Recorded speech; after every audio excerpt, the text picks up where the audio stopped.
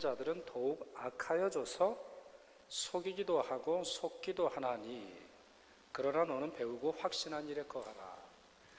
악한 사람들이 있고 속이는 자들이 많이 있는데요, 그들이 더 악해지고 더 속입니다. 기술이 좋아지면 좋아질수록 속이는 방법도 참 달라지죠.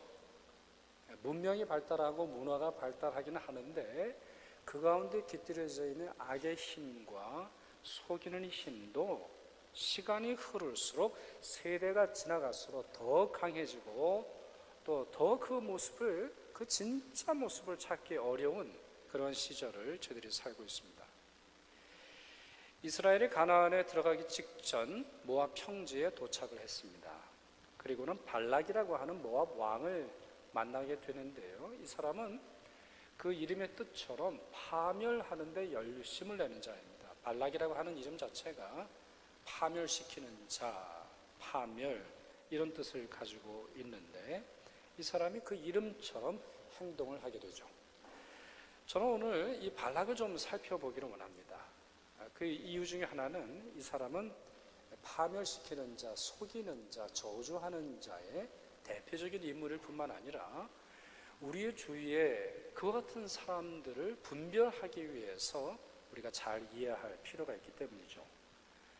첫째, 발락은 두려워했습니다. 발락은 이스라엘 사람들이 자기가 살고 있는 곳에 왔을 때 두려워하고 떨었습니다. 2절, 3절에 그렇게 분명히 나와 있죠. 이미 이스라엘이 아모리 사람을 손쉽게 싸워서 승리를 거두게 되자 모압, 암몬, 그리고 가나안의 여러 부족 사람들이 두려워했습니다.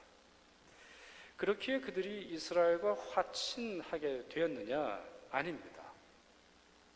이 모압이라고 하는 곳은요, 사해의 동쪽에 속하는데 실제로 모압은 전쟁의 대상이 아니었습니다. 모압은 통과의 대상이었죠. 이스라엘 백성들은 모압을 통과하고 그리고 이제 가나안에 들어가 했을 뿐 모압은 싸우려고 했던 그런 장소가 아니었습니다. 그러나 오히려 이 발락이라고 하는 사람은 마음의 두려움 때문에 싸움을 걸고 있습니다. 마음의 두려움 때문에 싸움을 걸게 되는 그런, 우리가 생각해 볼 때는 참 이상한 그런 행동을 하고 있죠. 이것이 많은 사람들의 큰 특징입니다. 많은 악한 자들의 특징입니다. 여러분 매스컴을 보세요. 여러분 주위의 사람들을 보세요. 진리가 드러나고 참이 드러나고 무엇이 선인지 무엇이 정인지 드러났을 때 악한 자, 죄 지은 자, 그리고 마음속에 거짓말하는 자들이 그 사실을 잘 받아들이던가요? 대부분은 그렇지 않습니다. 대부분은 더 악해지고 또 어떤 경우에 있어서는 더 강해집니다. 마음속의 두려움 때문에. 사무엘상 4장 9절 말씀을 하나 예로 들어보죠.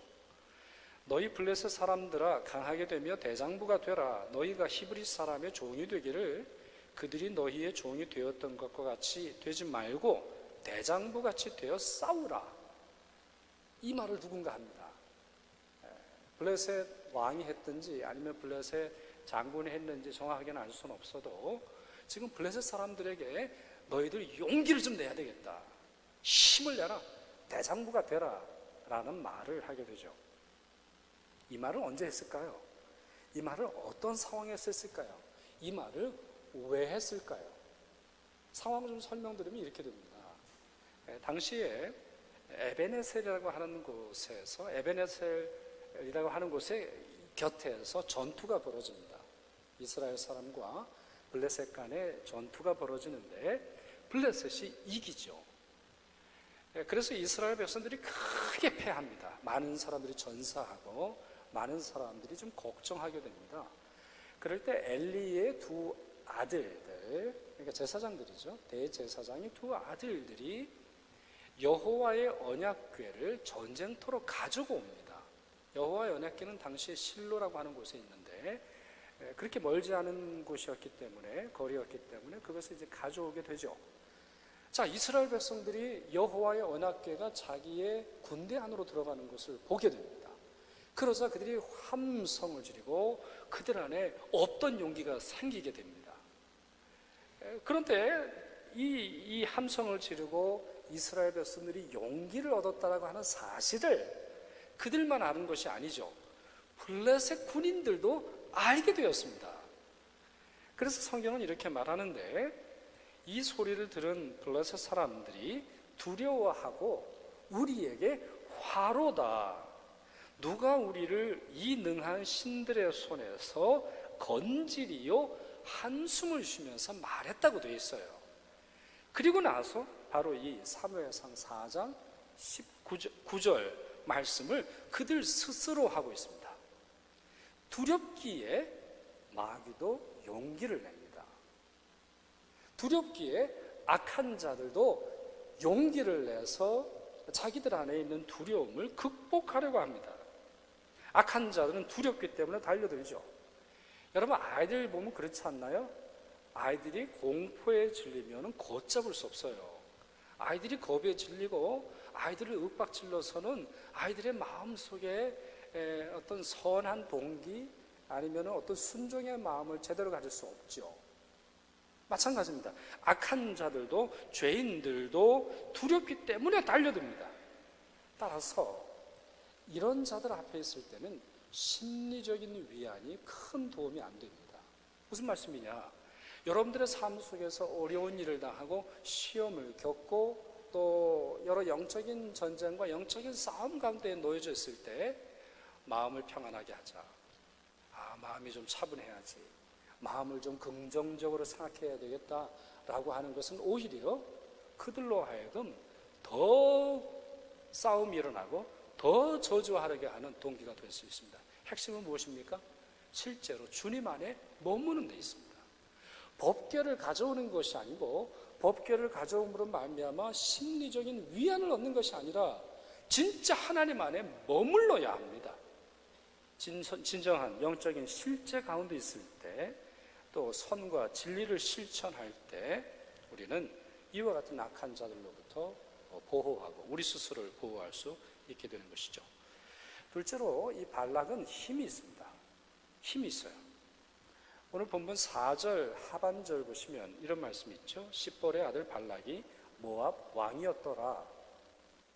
이것이 어떤 하나의 그냥 역사적인 기술처럼, 역사적인 사실을 써놓은 것처럼 보이지만 이 사실이 의미하는 것이 있습니다. 이곳의 왕은 발락입니다. 이곳에서 제일 힘센 자는 발락입니다. 그렇기에 발락은 자기 힘을 의지하고 무엇인가를 할 겁니다. 모압은 지금으로 말하면 요르단 중부에 속합니다. 우리 고대의 암몬과 모압과 암몬이 지금은 조르단에 속하게 되는데요. 이 고대 모압에서부터 지금까지 남아있는 중요한 도시가 하나 있는데 카라크라고 하는 도시입니다. 카라크. 여러분이 성지 순례를 하시다 보면 이곳으로 가실 수 있을 텐데요. 제 추측에는 발락이 아마 이 카라크라고 하는 성에, 이 산지에 있었을 것이다, 이런 생각을 하는데, 제가 사진 하나를 좀 보여드릴게요. 어떻게 생긴 도시인가. 이것이 지금의 카라크입니다. 여러분이 저 사진 보실 때 중앙 왼쪽에 있는 것이 12세기에 세워진 12세기에 십자군들이 세운 요새입니다. 십자군들이 성지를 탈환하고 지키기 위해서 전투를 벌이고 전쟁을 벌이고 또 차지한 곳에 요새를 세웠는데 저곳에 세워졌어요. 그러니까 지금으로부터 한 900년 전에 세워진 요새이죠. 마을은 어디 있습니까? 마을은 이제 사진의 오른쪽에 보면 집들이 형성되어 있는 것을 여러분이 보실 수 있어요. 12세기, 그러니까 지금으로부터 약 800년 전, 900년 전에도 이곳은 중요한 도시였습니다. 이곳을 차지하고 있다고 하는 것 자체가 힘이요, 권력이요, 스스로를 보호할 수 있는 강력한 무기가 되었던 것이죠. 발락은 이곳의 주인이었습니다.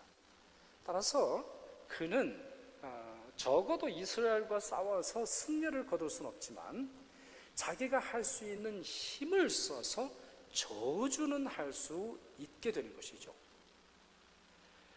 이처럼 악한 자들에게 힘이 주어졌을 때 그들의 악은 걷잡을 수 없게 됩니다. 그 힘으로 악은 요새를 갖게 되고 남을 공격하게 되며 남을 저주하고 세상을 어지럽히게 되죠.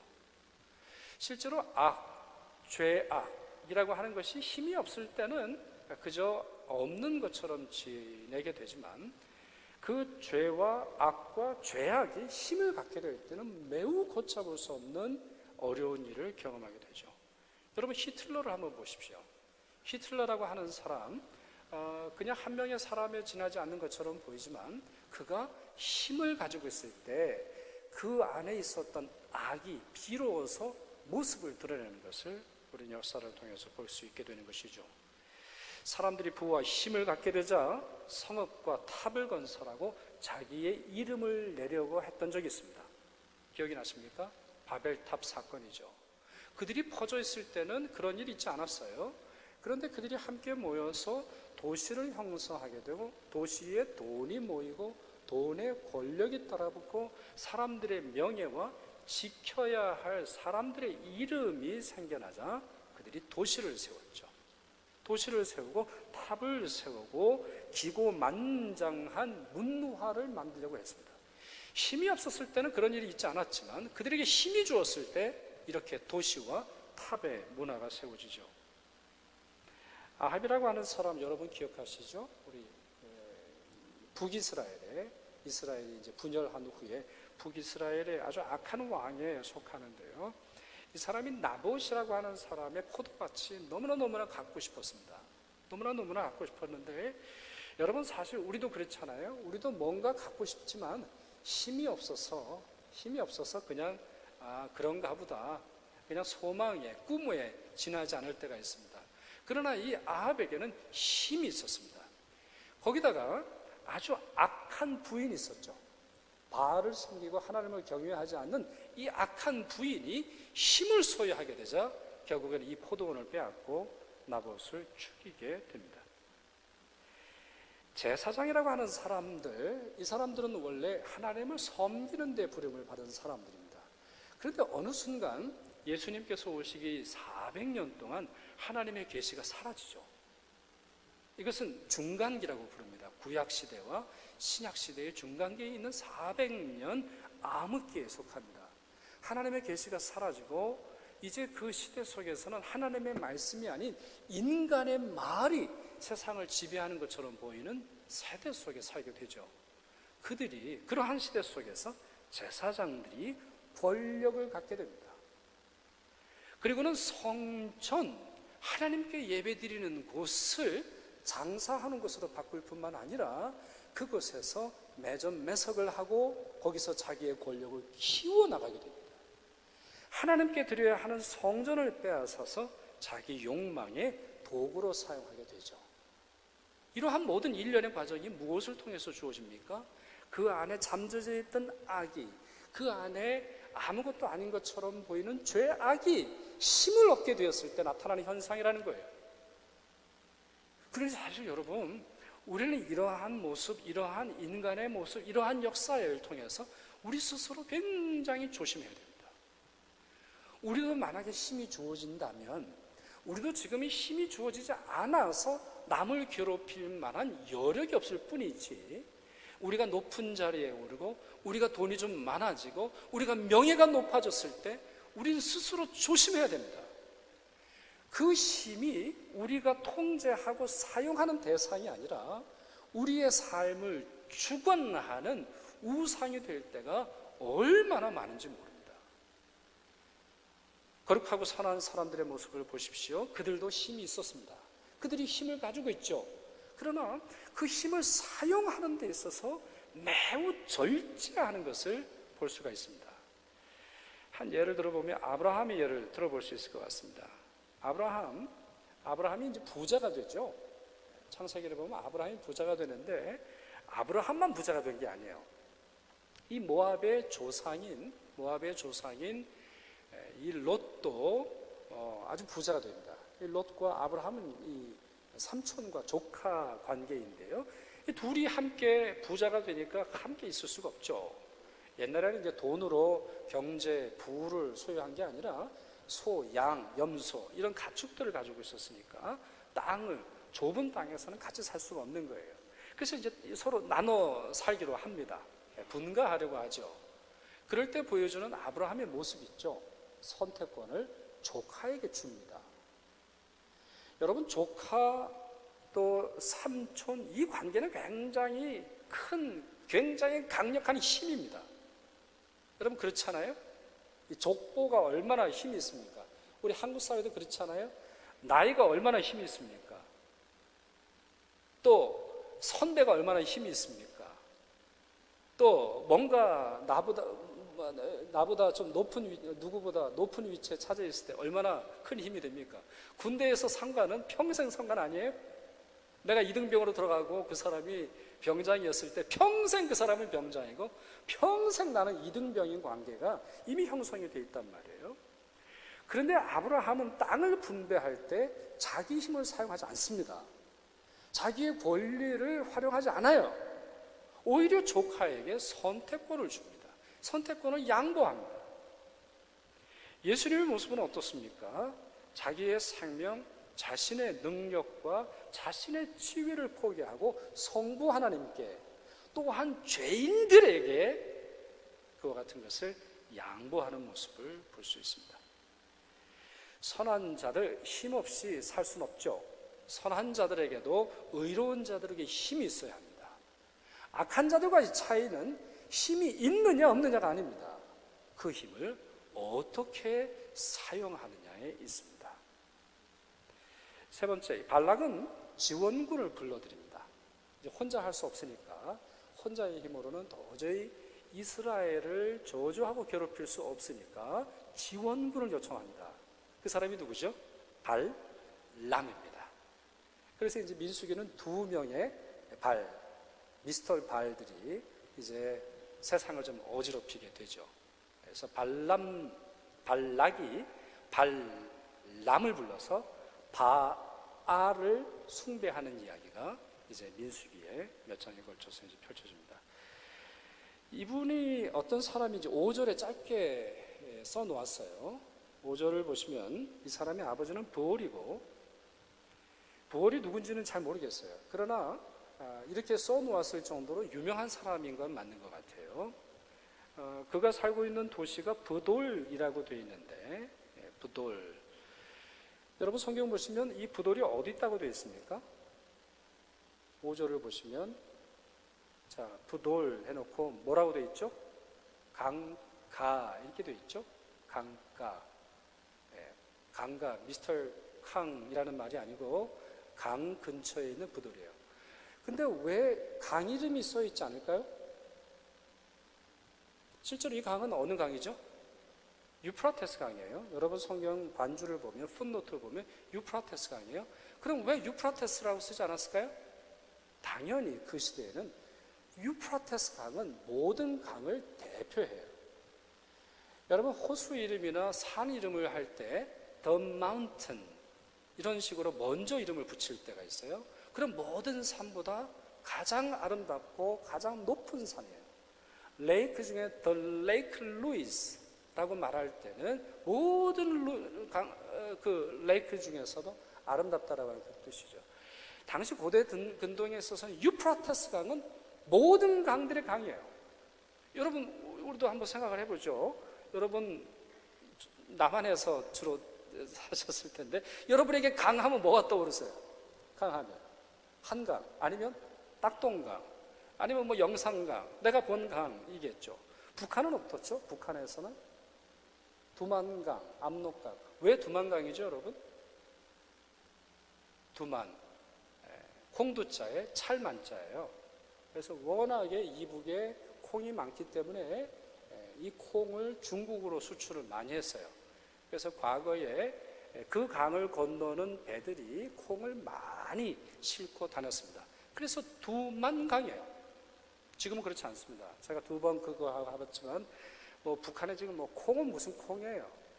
그 막 이렇게 탈북하는 걸 잡기 위해서 두만강이나 압록강 근처에 나무를 다 베버렸어요. 그러니까 숨어 있을 수 없도록 나무를 베버린 거죠. 그러니 비만 오면 홍수가 나고 아무리 뭔가를 도와줘도 농사가 제대로 되질 않아요. 그러니까 이게 확실히 어떤 사람이 땅을 소유하고 있느냐에 따라서 그 땅이 내는 것이 다릅니다. 여하튼 이 발람이라고 하는 사람은 유프라테스 강 근처에 있는 이 부돌이라고 하는 곳에 살고 있었습니다. 발락에게는 발람이 필요했어요. 그들이 저주하기 위해서는 연합해야 했습니다. 성경에 나오는 귀신의 이야기를 읽어보시다 보면 가끔 이상이죠. 상당히 자주 귀신들이 연합하는 것을 볼 수 있어요. 어떤 한 사람이 귀신에 들려서 굉장히 큰 어려움을 당했는데 쫓아내보니까 누구예요? 군대 귀신이에요. 그러니까 한 사람 안에 군대가 들어있어요. 어떤 귀신은 자기가 있던 곳을 나와서 돌아가려고 하는데 혼자 가지를 않지요. 몇 번 말씀을 드렸습니다만 누가복음에 보면 이렇게 되어 있습니다. 저보다 더 악한 귀신 7을 데리고 들어가서 거하니 그 사람의 나중 형편이 전보다 더 심하게 되었더라. 이렇게 설명하고 있죠. 왜 혼자 가지 않을까요? 왜 그냥 혼자 가서 좋고 넉넉한 어떤 사람 안에 들어가 자기가 왕노릇 하지 않을까요? 이게 귀신의 특징인데 귀신은 매우 똑똑합니다. 자기가 싸워야 할 대상이 어떤지, 자기가 점령해야 할 곳이 어떤지를 이해하고 필요하면 언제든지 힘을 모아서 공격을 합니다. 그것이 저주가 되었든 그것이 파멸이 되었든 그것이 시험과 환난이 되었든 그들은 판단해서 필요하면 언제든지 힘을 합칩니다. 되게 이제 하나님의 사람들이 그와 같은 특성을 잘 이해하지 못하죠. 그래서 어떠한 일이 지나가면 다시는 마귀의 유혹이 없겠거니, 다시는 시험이 없겠거니 이런 생각을 합니다만 한두 번의 전투로 마귀나 악은 결코 포기하지 않습니다. 악이 준동할 때나 준동하기 이전에 악은 또 다른 악을 불러 모아서 연합군을 형성하죠. 그래서 본문 6절에 나와 있는 것처럼 저주하고 협박하고 절망을 주기 위해서 또 낙담하게 하기 위해서 연합의 힘을 사용합니다. 하나님의 사람들도 연합합니다. 하나님의 사람들도 모이기를 피하는 어떠한 사람들과 습관같이 하지 말고 함께 모이라고 하는 이 말씀을 귀담아 들어야 합니다. 사람들끼리의 연합이 아니죠. 예수 그리스도와의 연합이 필요합니다. 예수 그리스도를 믿는 성도들 간의 연합이 필요합니다. 베드로가 예수님을 부인하기 전에 예수님께서 베드로에게 아주 충격적인 말씀을 하세요. 그 말씀을 제가 한번 읽어드릴게요. 사탄이 너를 밀가부르듯 하려고 요구하였으나. 여러분, 밀가부르는 게 뭐죠? 밀가부르는 게 뭐예요? 까분다라고 하는 말이 뭡니까? 이제 이게 애들이 막 이러고 설치면 이제 까분다고 말하잖아요. 밀 까불고 아니면 쌀을 까불 때 예를 들어서 키에다 콩이나 밀이나 또 쌀을 두고 이렇게 던지지 않습니까? 그러면 어떻게 하죠? 그러면 가벼운 것들이 날아가는 거거든요. 그 겨들이 이제 날아가는 거예요. 그 안에 꽉꽉 차지 않고 가벼운 것들은 그냥 날아가는 거예요.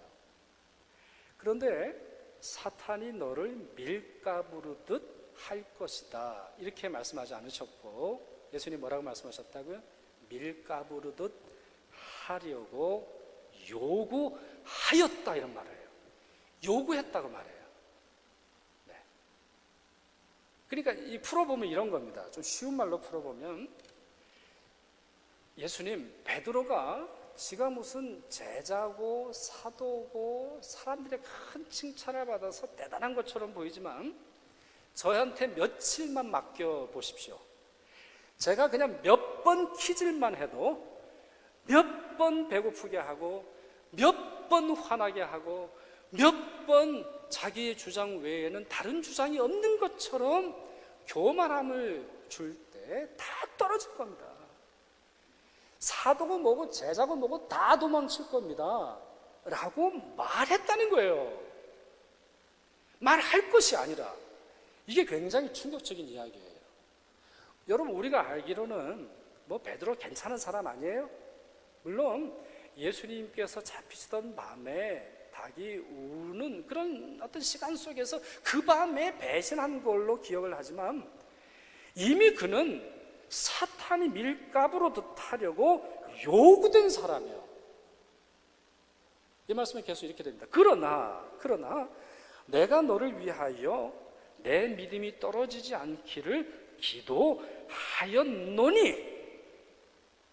사탄이 너를 밀가부로 타려고 청구하고 달라고 요청할 때마다 내가 주지 않았다는 거예요. 예수님이 포기하지 않으셨다는 거예요. 예수님이 그 청구를 거부하셨다는 거예요. 그러니 뭐 하라고요? 그러니 내가 너를 위해서 기도하니 너는 돌이킨 후에, 이것은 예언이에요. 돌이킨 후에 네가 이제 부인하고 다시 돌아올 것이다.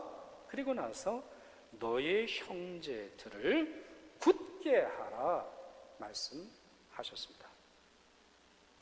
이 말씀을 하시는 이유가 무엇이죠?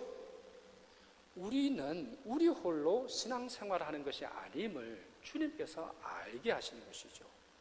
정말 우리의 강력한 힘은 사람과의 연대에 있는 게 아니에요. 사람과의 협조에 있는 게 아니에요. 사람과의 사회 속에서 있는 것이 아니에요. 물론 그게 다 부질없다라고 하는 것이 아니라 정말 본질적인 도움은 사단의 권세를 이기시는 예수님의 권세에 있다는 것이죠. 그리고 예수께서 우리를 위해 기도하고 계시니 우리는 그 어떠한 악의 연대, 악의 연합을 두려워하지 말고 선한 일을 힘써야 하는 것이죠. 마지막으로 네 번째, 이 네 번째가 가장 큰 발락의 특징이에요. 발락의 가장 큰 특징 중에 하나인데요, 정말 열심히 합니다. 정말 열심히 해요. 왜 이러나 모르겠어요. 발락이 왜 이러나 모르겠어요. 왜 이렇게까지 하나 모르겠어요. 이미 이스라엘 사람들은 아까도 말씀드렸잖아요. 이 땅은 통과하고 가나안으로 갈 거예요. 아직 간 것도 아니거든요. 아직 그 땅을 점령한 것이 아닌데 그 안에 있는 두려움이 자기의 힘을 자극하더니 발람이라고 하는 사람만 있으면은 내가 가만 안 둘 거야 라고 하더니 그거를 열심으로 하는 거예요. 열심으로. 아니 이런 확신이 어디서 오는지 모르겠어요. 다시 말씀드릴게요. 처음에는 그냥 겁이 났거든요. 두려웠거든요. 걱정됐거든요. 염려가 됐거든요. 근데 가만히 생각해보니까 자기가 힘이 있고 누군가가 도와주면 내가 큰일 할 거라고 생각을 하고는 엄청난 일을 벌이는데 그것도 열심히 하고 있어요. 가끔 우리는 내가 열심히 한다라고 하는 사실로 모든 것을 합리화하는 경향이 있어요. 여러분 그렇잖아요?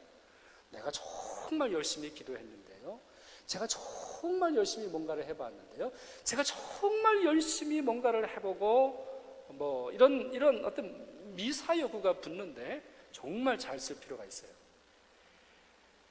여러분 제가 아까 발락이 어디에 산다고 말씀드렸죠? 발락. 요르단 이 중부에 속해요. 사해의 동쪽에 있는데요. 이 사람이 이제 아까 성에서도 보여드렸습니다만 이제 카라크라고 하는 곳에 그가 있었는데, 그럼 발람이라고 하는 사람은 어디 있어요? 발람이라고 하는 사람은 지금의 이락 지역에 살고 있었어요. 제가 구글로 한번 검색을 해봤어요. 이 두 지역. 브돌이라고 하는 곳은 정확하게 찾지 못했는데 아마 하란 근처일 것이다 이런 생각을 하는데요. 사진을 한번 보여주실까요? 구글로 검색을 해보니까 이렇게 가야 합니다. 걸어가면 이 카라크라고 하는 곳에서 하란까지 856km를 걸어요. 걸으면 176시간이 걸립니다. 그러니 20일은 좋게 가는 거예요. 말 타고 엄청나게 열심히 달리면 열흘 이내로 갈 수 있을지는 제가 잘 모르겠습니다. 차를 타고 운전을 하면 994km, 1000km를 가요. 무려 12시간 줄곧 운전을 해야 되죠. 이 거리를 마다하지 않고 발락은 사신을 보냅니다. 사신을 보내요. 그리고 많은 재물을, 정확하게는 이제 복채를, 무당, 점쟁이에게 주는 돈을 많이 챙겨가서 보내요. 그러나 거절당하죠. 이 발람이 거절합니다. 발람이 하나님의 음성을 듣고 그들은 복된 자들이다 라고 하는 하나님의 메시지를 듣고 나 못 가겠다라고 거절을 해요. 그러면 포기할 만도 하잖아요. 포기할 만도 하잖아요. 그런데도 발락은 포기하지 않고 더 높은 구간을 더 많이 보내요. 그것이 민수기 22장 15절에 보면 나와 있어요. 얼마나 시간이 지났을지 모르지만 우여곡절 끝에 발람이 이제 내려옵니다. 발람이 내려오니까 어떻게 해요? 이 발락이 아르논 강이라고 모압과 암몬 국경을 이루는 강에 도착을 해요. 그리고 거기서 발람을 위해서 잔치를 벌이고 고관들을 위해서 성대한 잔치를 벌이게 됩니다. 미움의 위력이 참 대단하네요. 누군가를 미워하면 이렇게까지 하는군요. 누군가를 증오하면 사람을 보내고 사람에게 선물을 보내고 그 미움을 실현하기 위해서 이렇게까지 희생을 하는군요. 누군가를 저주하고 싶고 누군가를 파멸하려고 하고 싶을 때 그 용기와 그 열정이 걷잡을 수 없군요. 이것이 성경의 가르침이라는 거예요. 이 발락을 통해서 보여주는 성경의 가르침이 그렇습니다. 마귀가 욥을 치는 걸 한번 보세요. 욥은 그냥 잘 살고 있었거든요. 욥은 그냥 신앙생활 잘하고 행복하게 살았어요. 아니 왜 괴롭히는 거예요? 네? 욥을 괴롭히면 마귀에게 뭐가 좋다고? 자기에게 뭐가 더 생겨요? 자기가 좀 마귀에게 물어보고 싶어요. 왜 그러는지, 왜 하나님의 사람을 보면 그렇게 못 살게 구는지, 기도를 하려고 그러면 왜 그렇게 못 살게 구는지, 선한 일을 하려고 할 때 왜 그렇게 괴롭히는지, 그것도 열심을 내는지 좀 묻고 싶어요. 예수님께서 마귀에게 시험을 당하시지 않으십니까? 그것도 3세번. 3세번. 마귀도 이 3고를 굉장히 좋아하는 것 같아요. 3번은 해야 뭔가 이게 분명하게 되는 것 같은데, 그러나 성경에 보면 정확하게 3번에 그치지 않아요. 마귀가 잠시 떠나더라 이렇게 기록하고 있죠. 아까도 누가복음 말씀을 통해서 말씀을 드렸습니다만 예수 그리스도께서는 성경에 기록해 있지 않을 뿐 마귀와 끊임없는 전투 속에 있었어요. 그래서 귀신은 베드로를 끌어내라, 유다를 끌어내라, 수많은 총구 속에 있었지만 예수님께서 막아주신 것이죠. 베드로가 이 사실을 깨닫고 베드로전서 5장 8절에 이렇게 말하고 있지 않습니까? 너희 대적 마귀가 우는 사자같이 두루 다니며 삼킬 자를 찾나니, 두루 다닌다고 되어 있어요. throughout, 한 방향만 있는 거 아니에요. 두루 다니며 찾는 열심을 가지고 있어요. 그것이 마귀이고 그것이 악한 자들의 모습이에요. 참 이상하죠? 참 이상해요. 마음속에 저주, 마음속에 공포, 마음속에 있는 두려움, 마음속에 있는 파멸의 욕구가 이와 같이 힘과 연합을 통해서 나타날 때 매우 무섭게 나타납니다. 이러한 열심에 대응하기 위해서 하나님의 백성들도 열심을 내야 합니다. 마귀의 전략은 매우 명료합니다. 자기들이 결집하고 자기들이 힘을 모으며 자기들이 악을 퍼뜨리기 위해서 먼저 성도들로 잠들게 하죠. 기도의 자리에서 떠나게 합니다. 결혼하고 밭 갈고 소 사고 소 관리하는 일상에 묻혀 지내게 합니다. 그들의 힘을 결집할 수 없게 하고 열심히 선을 이루기보다 받은 선을 누리는데 급급하게 만듭니다. 로마서 12장은 우리에게 명료하게 권면합니다. 악을 미워하고 선에 속하라. 악을 싫어하고 선을 좋아하는 정도가 아니라 악을 미워하고 선에 속해야 합니다. 이것은 마치 어떠한 선이라고 하는 장소에 달려가기 위해서 수많은 환난을 이겨내야 하는 그러한 내용에 속한 것이죠. 두 번째, 열심을 품고 주를 섬기라 했어요. 주를 섬길 때 열심을 품으라고 했어요. 주를 섬길 때 열심히 있어야 된다고 말하고 있어요. 세 번째, 소망 중에 즐거워하고 환난 중에 참고 기도에 항상 힘쓰라. 고난 중에만 기도하는 것이 아니라, 누가 기도해달라고 해서 기도하는 것이 아니라, 정말 이 악한 세대 속에서 하나님의 선과 하나님의 의가 이루어지기를 기도에 항상 힘쓰라 했어요. 마지막으로 선으로 악을 이기라 했습니다. 여러분이 받은 선은 악으로부터 보호하고 악으로부터 피신하고 악이 닿지 않는 것에 세이프티 존에 머물기 위해 주신 것이 아니에요. 악을 이기기 위해 주신 것이죠. 그러면 여러분에게 주신 선이 무엇을 하고 있습니까? 여러분에게 주신 하나님의 선은 지금 어디에 있습니까? 여러분에게 베푸신 하나님의 선은 어디에 영향을 발휘하고 있습니까? 여러분의 기억 속에서요? 여러분의 가정에서만요? 우리 교회 당 안에서만요? 그와 같이 한 장소에만 머무는 선은 진정한 선으로 영향을 발휘할 수 없습니다. 선으로 악을 이기라 했습니다. 발락과 같은 자를 만나실 때 두려워하지 마십시오. 그 누구보다 열심히 여러분을 도우시는, 여러분을 지키시는 예수님을 붙드시길 바랍니다. 그리고 여러분이 살아가는 삶 속에 선으로 악을 이기시는 여러분 되시길 바랍니다. 기도하겠습니다.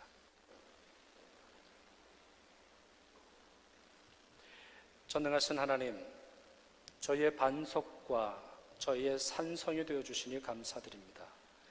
하나님의 능력과 신실함을 믿는 믿음이 변치 않도록 하옵시며 주님이 원하시는 하나님 나라를 이루며 살게 하여 주시옵소서. 이 시대에는 파멸을 통해 유익과 쾌락을 얻으려는 자들이 너무나 많습니다. 그들의 시험을 이기게 하옵시며 주님 안에 머물게 하옵시며 선한 자들과 연대하고 의와 진리와 사랑을 실천함으로 승리하는 저희들이 되게 하여 주시옵소서. 우리 주 예수 그리스도의 이름으로 기도하옵나이다.